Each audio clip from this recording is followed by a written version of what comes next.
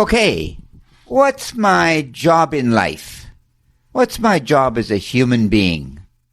Well, I would think it's to learn and to grow. And then, because I am a caring, loving human being, as we all are, my job is to give back.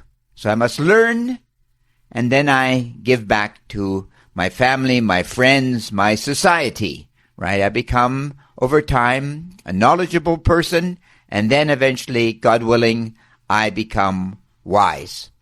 So what do I have to do to acquire this basic knowledge? What? Well, I have to read. I have to be a reader. And are we reading less?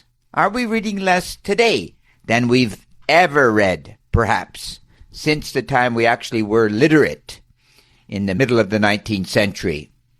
The answer is yes, profoundly yes. And why? Why? Well, some people say it's because of time.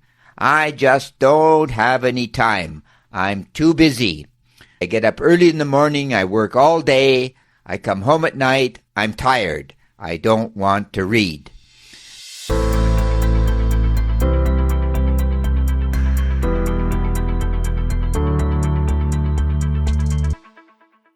Then, of course, we have a shift in perhaps our entertainment preferences. So our family got television when I was 6 years old. And it was a very strange phenomenon because we didn't quite know what it was, to be quite honest. We had a good look at it and we studied it and we watched some of the programs on it, but it wasn't really a dominant factor in life. Later it became so. Well, I'm 68 years old, so you can see 60 years ago television was black and white. It wasn't that dominant. Then, of course, we have a change in educational patterns. We've become more digital, a lot more digital. There's online learning, things along this nature. And then ultimately the worst curse of all, distraction. If you have a good look at people's phones, which I often do when I'm beside them in a mall or perhaps on a scooter or walking, many people are just playing games or just spending their time nonsensically. And it goes on. In the 1990s, they say that 33% of teenagers actually read the newspaper at least once a day. Today it's, nothing, maybe 2%. And only 1 in 3 has actually read a book for pleasure in the last year. And these are statistics from North America, supposedly, but I'm sure it's the same pretty much everywhere. We are just not reading. Now, think to yourself, if I'm not gaining knowledge, am I going to be ultimately free? Am I going to be able to decide where I want to go in my life? I don't think so.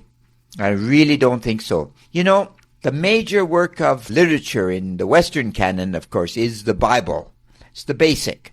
We gotta read the Bible. Everyone knows this. Gotta read the Bible. 66 books in the King James Version. Then, of course, we come to perhaps Leo Tolstoy, War and Peace. That's a tome and a half. In the 19th century. And then another novel of his, Anna Karenina. These are part of the basic canon. And I ask a lot of people, have you read the Bible? Have you read War and Peace? Anna Karenina? And many people, most people, virtually all people, in fact, say no. And this should be normal, to be honest, because how are you ever going to be free unless you are knowledgeable? To do this, you must read.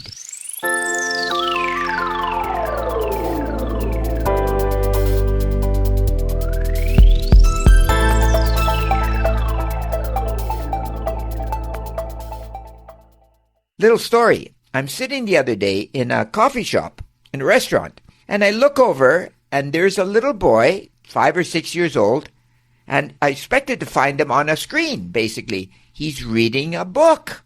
Mind-boggling. And I walked over eventually and spoke with his parents, and they say they try to avoid the screen if possible. I'm sure the little boy goes to kindergarten, so he'd be exposed to, a screen there or a phone or what have you, but they're trying to enforce reading, book reading, if you will. not screen reading, book reading. And I was really taken aback. And I've read that many people now are attempting to do this with their children. Keep them away from the digital nonsense as long as possible. Now, of course, all knowledge is good. It really is. And the point is to say to yourself, I want to learn. And you have to read to learn. Now, there are many ways to read. There's physical reading. There's audio books, right? There's many different ways, but you got to read if you want to be free and dictate your own life. Now, I often think that, people such as the incels, the involuntarily celibate crew, if you will, mostly heterosexual white young men, I think many times they end up to be in this position because they don't know enough. Now, a lot of women today are very sophisticated, and they want a sophisticated young man. Obviously, they want somebody who knows something, just not a boor, brain dead, if you will. They want someone of some ideas, imagination. That's all from reading. Gosh. Ideas come from, obviously, other people, and other people have written books for thousands of years, and we can access these today. It's wonderful, but we've got to learn to read.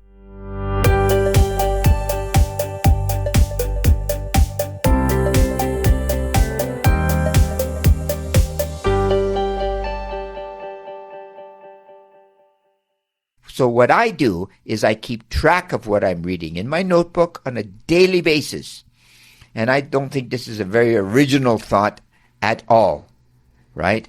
I write down what I'm reading, and I make a point of constantly reading a book on a daily basis. Whether I go to the gym, an audio book, or I'm at home, a physical book, I try to stay on top of it, because very quickly it slips away, essentially into bread and circuses, as they used to say in the Roman Empire. They gave the unwashed, they gave the masses, and these people were citizens and they were free, but they just gave them blind entertainment. They gave them things like the internet, Netflix, movies, just to pass the time, games, right? And all those things are good, but you have to control your intake of knowledge as well. It's very important if you want to be free. And, well, you know what they say. Reading is everything. You meet a reader and you'll meet an individual of imagination, because reading is wonderful, as well as critical thinking. You learn this from reading, don't you? Because critical thinking is wonderful, and critical thinking is great, truly great. You take care. God bless. Bye-bye.